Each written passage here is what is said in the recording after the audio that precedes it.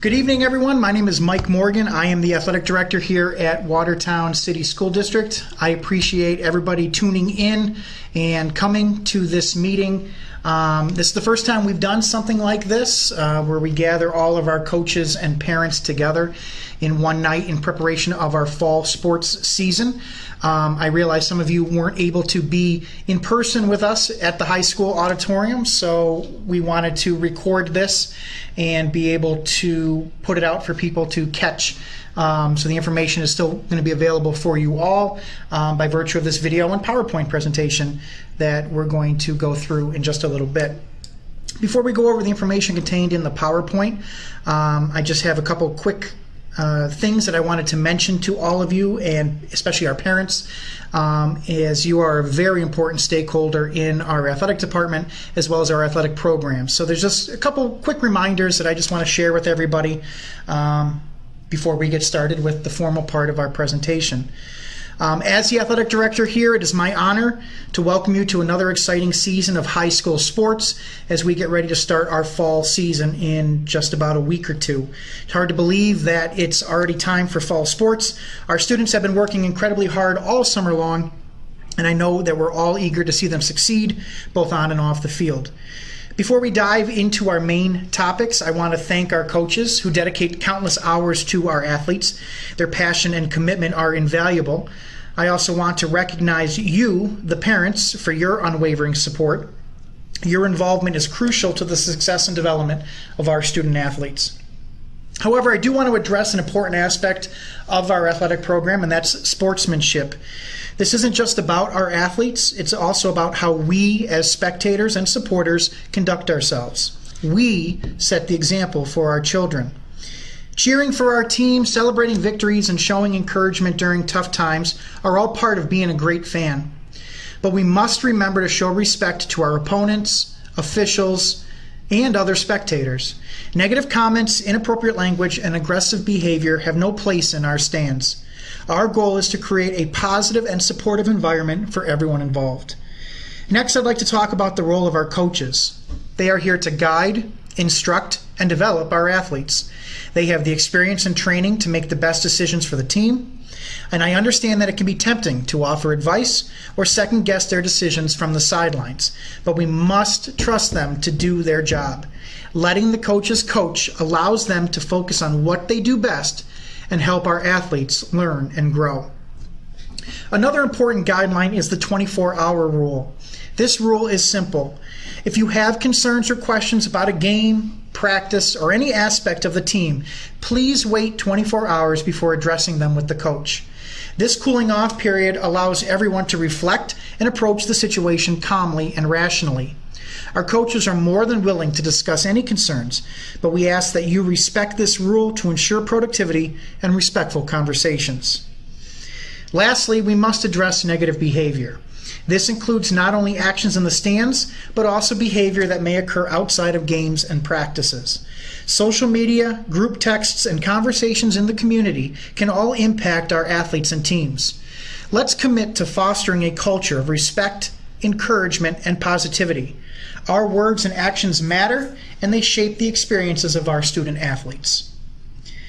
I want to reiterate that we are all here for the same reason, which is to support our children and help them succeed. By working together, we can create an environment where they can thrive, learn valuable life lessons, and develop into outstanding individuals both on and off the field. Thank you for your attention and cooperation, and let's get started with the formal part of our presentation. There are 18 sports offered for student athletes in grades 7 through 12 in the fall. That number goes up a bit in winter. I think there's 18 or 19 in winter and 20 in the spring. So we have a lot of programs and offerings for our student athletes to get involved in. These programs are fall sports, and hopefully you've had a chance to sign up for it. Otherwise, you wouldn't be listening to this talk. This PowerPoint is ultimately going to be posted on the district website on the athletics page for you to peruse. These links are hyperlinked, which means you can click on them and it would take you to whatever it is that is listed.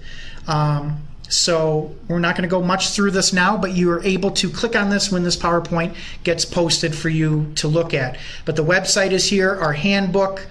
We are in the process of updating our handbook, and we will communicate that with you all when that process is complete. Online registration will take you to Final Forms. You must use Final Forms to register your student to play in a sport, and we'll talk about that in a little bit. Coach contact info is here in case you need to email the coach of your child's team. Information on concussions and the New York State / district regulations on concussion are here, as well as check out our Facebook page where we do our best to update everybody on the successes of our 18 fall teams. This post is just a quick mission statement about what it is that Watertown Athletics tries to do. And it is the mission of the Watertown Athletic Department to provide a fun, supportive, student-centered, engaging, organized, and competitive environment for our student athletes to participate in. By providing this environment, we will educate our student athletes to become lifelong learners, act and perform and play at their personal best, and be responsible and informed citizens of their local and global community while being physically active. This is our goal. Sports are fun and wins and losses are great, but our goal is to develop people who are excited and learners and ready to be physically active members of society long after their high school playing days end. We are also a firm believer here in Watertown of education-based athletics.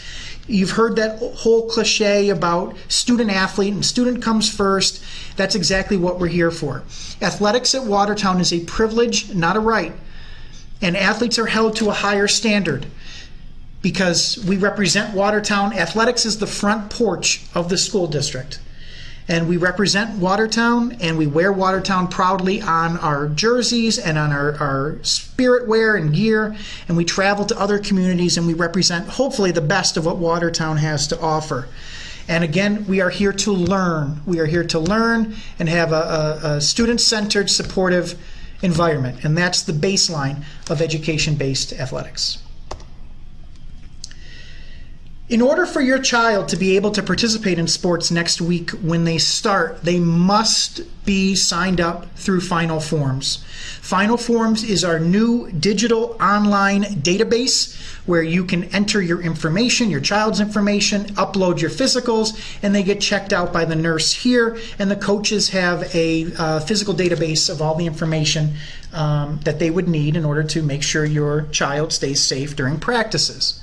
In order for your child to be able to play on the first day of practice, and those days differ depending on the sport that you're playing, we'll talk about that in a little bit, you must have an up-to-date physical. Now, physicals are really complicated, especially in the summer because of insurances only allowing one per year and all that other stuff. But if you have any issues about whether or not your child's physical status is okay, please call the athletic office or reach out to the nurses, though their availability is a bit sporadic in the summer. So feel free to call the athletic office, and I will give you that number out in a second here. But again, if your forms are not signed by both parents and student athlete, they are not able to participate on the first day of practice, and that'll delay their ability to get cleared in order to play. You have each athlete, each team has to have a certain number of practices in before they are eligible to play, and in order for that to happen, this medical end has to be complete. If your child has a physical that will expire during their fall sport season, they are okay. As long as they have an active physical when the season starts, they can play. But if that physical is going to expire prior to the season starting, they're going to have a new physical. And the forms are available, and you can just upload them into Final Forms. Again, if you have any questions on that or you're unsure, I'll give you the number for you to call later on. But this is very important. Some of you have already used Final Forms. The spring was the first season that we used it across the board in grades 7 through 12. But some of our 7th and 8th graders definitely probably our 8th and 9th graders have a little bit more experience with it from modified sports last year than some of our high school kids. But again, don't worry about it. A lot of you have figured it out already, which is great. But if you have questions, please don't hesitate to reach out. Just a couple quick rules and things that you must be aware of in order to be eligible to play athletics from an attendance and behavior standpoint, as well as a excused and unexcused absence standpoint. In order to be eligible to play or practice in an athletic event, you must attend a full day of school. And that means being in school by 7:45 a.m. Every one of our coaches gets an attendance report daily, so they are aware and know if your child or your student athlete arrived to school after 7:45. If they are not in the building, whether that be Case or the high school, by 7:45 a.m., they are ineligible to play or practice on that particular school day. Athletes must also be enrolled as a full-time student, which means you can't be homeschooled, you can't be a part-time student. You have to be a bona fide student, athlete, enrolled student at the Watertown City School District. That's how New York State has it laid out in their rules and regulations. Again, if you are absent or tardy, you cannot practice or play in a game that particular day. You also must participate in PE class. If you do not participate in physical education the day of a practice or game, you are unable to play or practice that same day, even if you are in school by 7:45. Sports at Watertown is an extension of the PE classroom. So it's very important that you participate in PE during the day if you want to participate in PE after school. And if you have a detention or a suspension, you are not eligible to practice or compete in contests that day. Any exceptions to these bullet points that we outlined will be made by either myself or the building principals or principal, depending on if it's a Case or Watertown High School situation. And we're going to talk more about the excused absences in a second. So if your child is late to school or they miss a day of school because of an excused absence, that's an illness, that's an injury, an emergency, a family emergency, court appearance, college visit, academic things, meaning like you're going to a college visit, like I mentioned, or you're staying after school to help, or get extra help in something. Those are excused absences. And if your child is excused, they are able, if they come to school late, they are able to participate in practice or games that day if their absence is excused. Now, unfortunately, most absences fall under unexcused, and that's just the reality of how that works. So, like if you go on vacation, or you grandparents are coming to town, and you want your child to come with you to pick them up at the airport, for example, that would be an unexcused absence. Any sort of detention, suspension that we mentioned before, those are unexcused absences.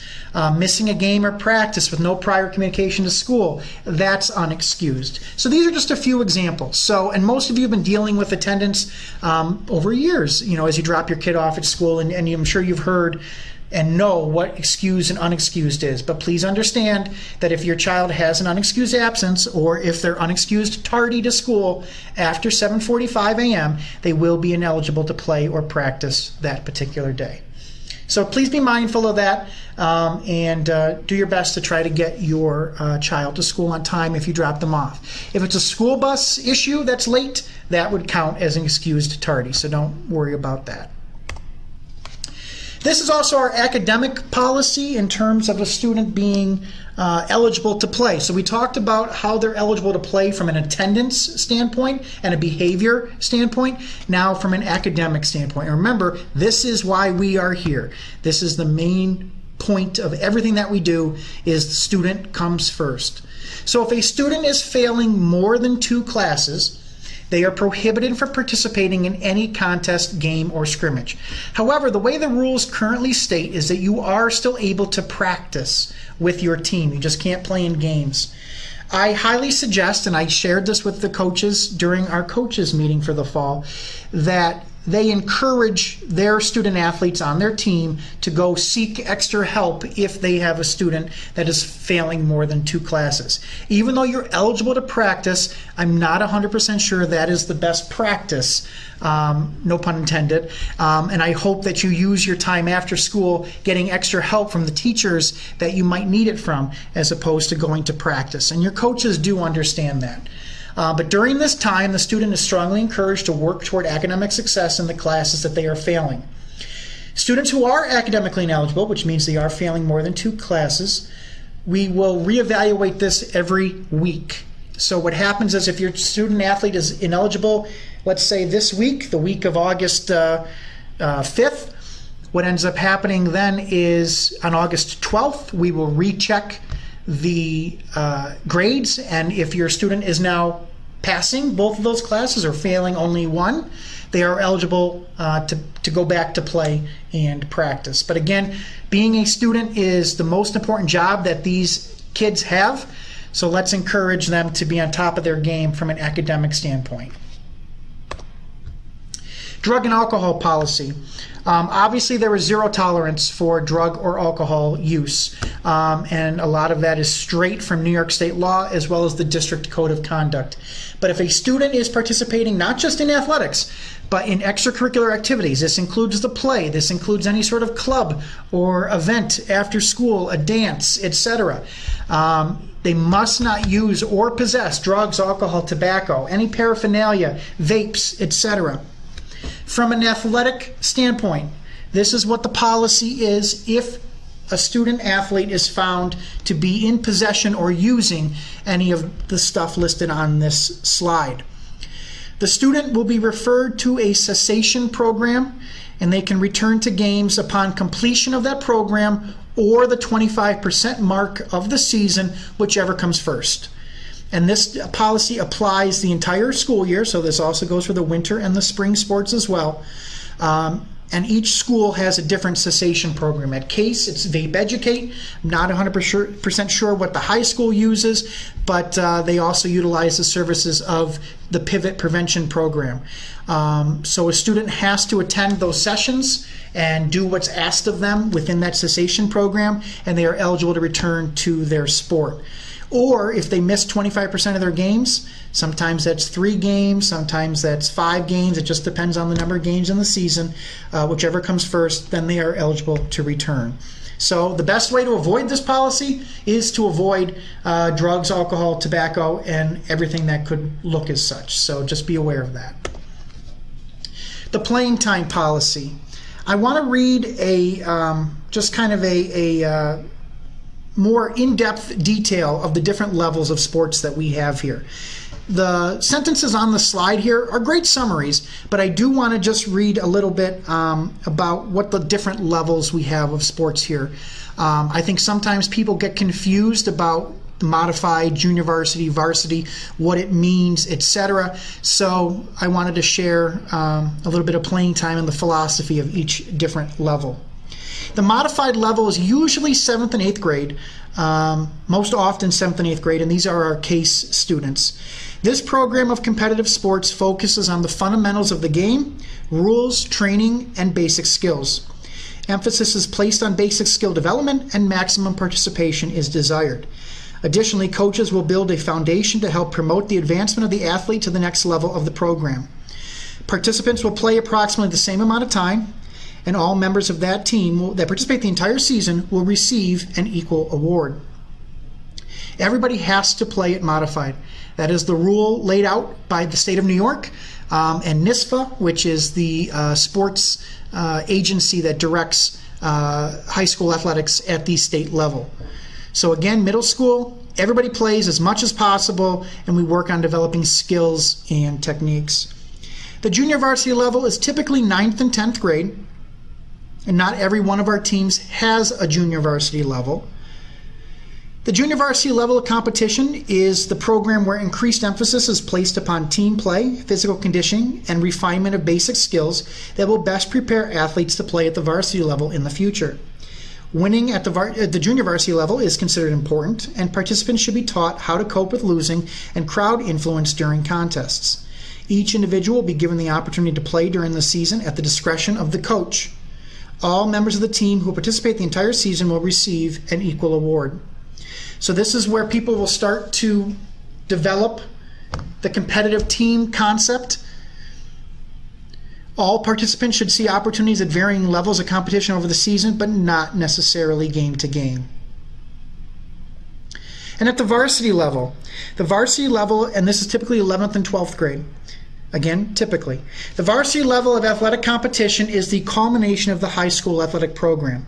It should be understood that after tryouts, cuts are likely to happen, but that also may be true at all levels. The decision of the coach or coaches should be respected. Team play, sportsmanship, individual physical ability, motivation, and mental attitude are very important aspects of competition at the varsity level. The team definitely plays to win the contest, but varsity contestants should accept the fact that important lessons are to be learned from losing. It is recognized that not all participants play in every contest, and playing time is at the discretion of the coach. All members of the team who participate the entire season will receive an equal award. Ability and attitude will be the determining factors in making the team at the varsity level. So please understand that there is no obligation for a coach at the varsity level or junior varsity level to provide a set amount of playing time during any competitions throughout the season, but definitely at the varsity level. So please understand that. The chain of command is very important here, just so we can be able to help solve problems, etc. We encourage your student athlete, if they are feeling a type of way about something or whatever the case may be, that the first step is that they speak to their coach.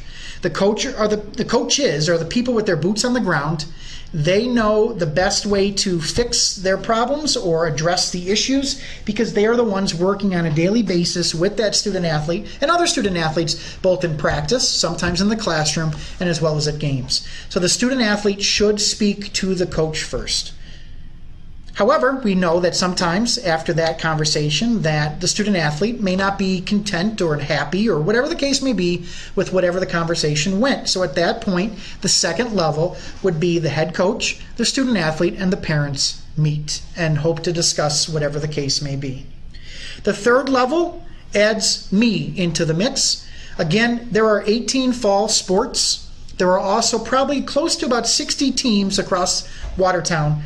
And even though we're in the fall season, we are also still working currently on things for the winter and for the spring. So time is pretty hard sometimes, but I also understand that we want to solve problems the best way we can.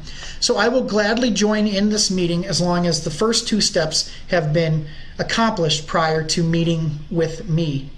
And the fourth step, we add the building principals, whether that be at Case or the high school, we'll all meet together with the building principals.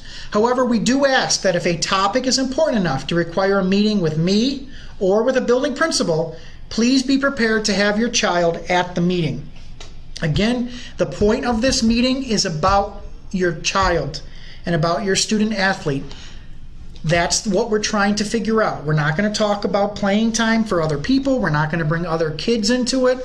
Whatever the issue may be, is we're talking about your student and your son or daughter. So it's very important for them to be at the meeting when we get to the administrative level.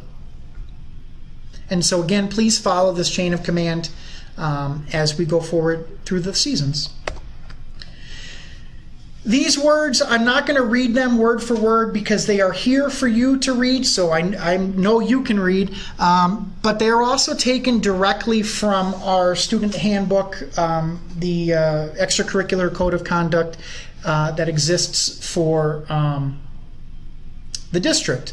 But basically, hazing, harassment, and bullying, there is a zero tolerance here for that. We don't put up with that type of stuff. And again, athletes are the front porch of the school. They will always lead by example. And everyone turns to athletes, rightly or wrongly, to see what they're doing and what they're up to, and they'll be the first person to get in trouble because athletes, again, are the focal point. Students who face disciplinary action for bullying, name-calling, inappropriate gestures, foul language, or anything else unacceptable will also face punishment relating to sports. This is a progressive discipline, so the first time will be a lot less, and it'll go up if it continues to happen. But please, please encourage being a positive teammate, being a positive classmate, and being a role model for people. Again, athletes lead by example. Our K through 6 students love interacting with our high school students. And we want them to do that. We want them to see heroes on the court, on the field, wherever. And I don't want that to be tainted in the eyes of our younger kids who look up to our student athletes. So please just encourage positive behavior for your students, and know that we are encouraging that as well. Sportsmanship. We mentioned this already. This quote is just from the National Federation of Sportsmanship Committee, and we mentioned that in the beginning in the little speech that I did before we got into the PowerPoint. Please understand that sportsmanship is not just a focus of the Watertown City School District. It is a heavy focus from New York State. It is a heavy focus from Section 3, and it's a heavy focus among our officials that we have working our games. There are not many officials anymore. For whatever reason, they are getting older. There are a lot of people who kind of give them a hard time sometimes, and some of our games may have to be moved or canceled because of the lack of officials. So please, please be very vigilant of what you say and how you say it at sporting events. It's very important. Otherwise, we're going to start to lose games and contests because we don't have officials to work them. The superintendent here, Dr. Schmeigel, put together a superintendent's cabinet, a superintendent's committee meeting made up of some students at different buildings. And one of the things that he shared with me when I first took over in this position was that our student athletes expressed a concern that our parents, not necessarily their parents, but Watertown parents, don't always behave as good sportsmen people, or whatever the word would be. They don't practice good sportsmanship at some contests. So we just wanted to mention that again, not to beat a dead horse, but please be mindful of your behavior and your actions while at games, both at home and on the road, and especially on the road, because again, your actions are a direct reflection of Watertown. This is the New York State ejection policy that obviously Watertown follows by virtue of being part of the New York State Athletic Association. So any spectator removed from a game or event will have a minimum penalty of completing an online course and then providing that certificate to the athletic office, or sitting out a game, one game before you are allowed to attend. And again, this could also increase. This is progressive discipline as well, just as with our student athletes. And also other people might get involved, other organizations may get involved if it gets to that point, but I'm hoping it doesn't have to get to that point. So I'm just reminding you of this policy, that it exists, and hopefully we don't have to use it this school year. We do have some open positions. If you are interested in coaching and trying to put into practice all the stuff that we just talked about, we have some opportunities for coaching. This is a hyperlink here for you to click on if you want to go to the coaching application. These are the open jobs that we currently have. And yeah, we will go from there. So if you're interested, here's some information. Our sports medicine program, currently at this time, we do not have an athletic trainer. Ours unfortunately moved away and took another position with her husband. But that's okay. We are in the process of currently looking for one. But I just want to share with you what the mission is of our sports medicine and our athletic training program here at Watertown. Dorothy did a great job last year at helping our student athletes, as well as the coaches and everyone associated with athletics. But so there's going to be a little bit of growing pains this year as we look to replace Dorothy, as well as change some of our policies and such until we find an athletic trainer. But I just want to let you know that that exists, and I hope that we're able to fill that position fairly soon. All injuries that occur while participating in athletics must be reported to your coach. Please remember that. It's very important because we need to file an accident report if a student is hurt at a practice or game. So if you do get injured, please let your coach know, and not a week or two later. Please do it in the moment. I put athletic trainer in parentheses because ultimately that'll get reported to them as well once we have one. But please report anything to your coach. And if an athlete is treated by a physician for an athletic injury, he or she must obtain a doctor's signed permission in order to return to the activity. So just be aware of that. So please help us follow this policy and not delay your child being out for longer than they have to if they are able to return from an injury. Spent a little time talking about concussions. New York State's concussion protocol states that student athletes must be cleared by a doctor or physician before returning to a sport. They also can only be diagnosed with a concussion by a physician or doctor. A lot of times, in the event of a student getting hurt and possibly having a concussion, they go to an urgent care. Again, there's nothing wrong with going to an urgent care, but sometimes urgent cares are staffed by nurse practitioners or physician's assistants. Nothing wrong with that. That's completely fine. But in order to have a diagnosed concussion or a return to play from a concussion, it has to come from a doctor. That's just what the protocol says. So once your son or daughter is diagnosed with a concussion, hopefully not, but if it does happen, the nurse has to get the paperwork.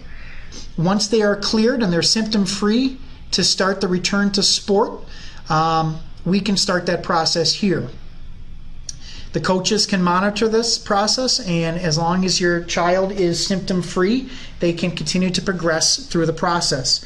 If the process and the steps result in symptoms, or let's say a headache in your child, they have to pause and then go back to the beginning of the steps. So again, this is a team effort. If your child does suffer a concussion, it involves the nurse, it involves the coach, it involves their doctor or physician, primary care, as well as our district medical director, doctor. So there are some steps here. So the big key here is just communication. If your child does receive a concussion, please let us know so we can begin the monitoring process and see what we can do to get your child safely back into sports. Or sometimes the classroom too. Concussions sometimes affect the classroom, and we just want to make sure your child is safe to return to whatever sport it was that they were playing.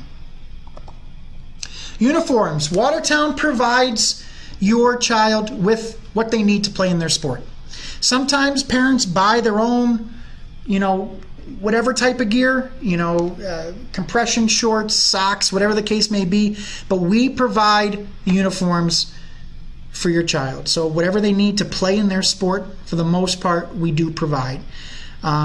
Please make sure to wash uniforms and practice gear regularly and turn everything in at the end of the season. Some sports get their jerseys and equipment washed here at the school. Your coach can share a little bit more information on that. But please, it's also very important at the end of the season, when your season is over, please return your uniform to your coach.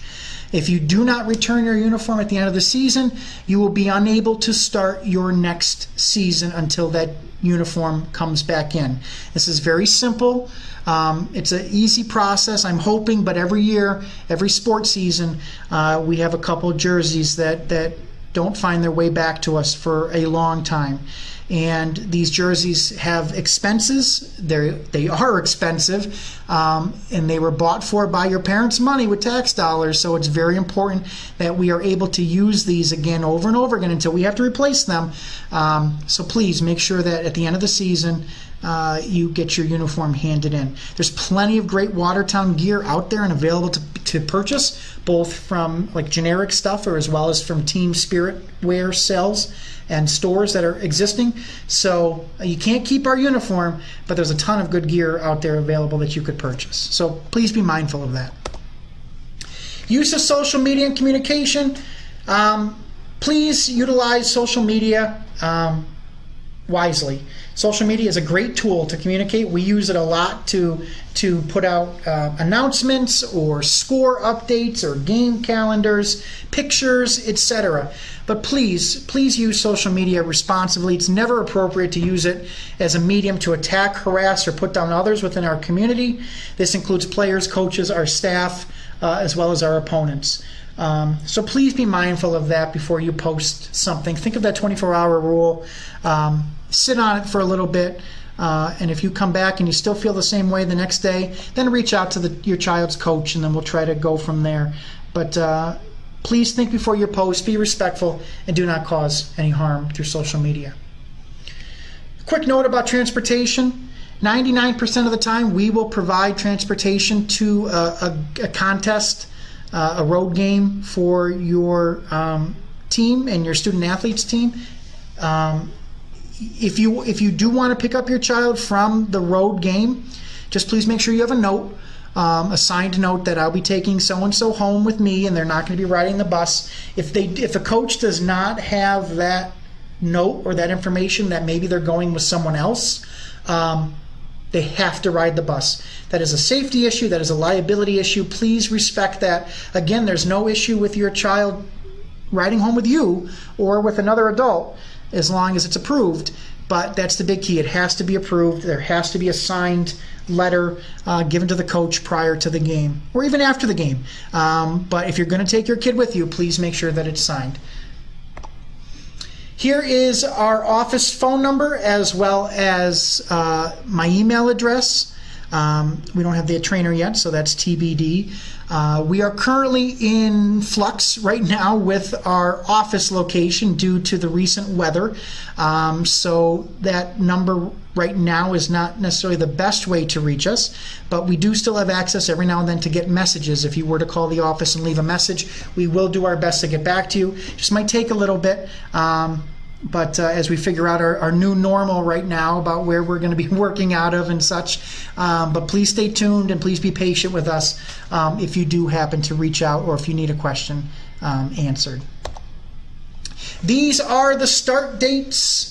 The JV and varsity football start next week, August 19th. All other JV varsity sports will start August 26th. Modified sports, those 7th and 8th grade sports, will start on September 5th, which is the first day of school. Modified football starts on August 29th. Now, we've been hearing some different things back and forth about the modified football start date. Modified football may gather prior to the 29th, but the 29th will be the first day of actual practice. But we will send out a message clearing that up once we get a little bit more guidance on that ourselves. It's going to be kind of a confusing message in regards to modified football. So I believe that is it. Yep, that was if you came in person. So that is it for our presentation. Thank you for your time. Thank you for listening. Please explore the website as well as the links just in case you need some information. And again, we are all in this together. We are here to support your student athlete and to make sure they have the best possible experience while they can. But we also need your help and your support as well to make sure that that happens. So check final forms, make sure your student athlete is signed up for a sport, that they got their physical in, that you get a physical appointment if you don't have one, if your physical is about to expire. And again, if you have any questions, please don't hesitate to reach out. We're looking forward to a great fall season, and I think that's it. So thank you again for tuning in, and go Cyclones. Have a great one, everybody.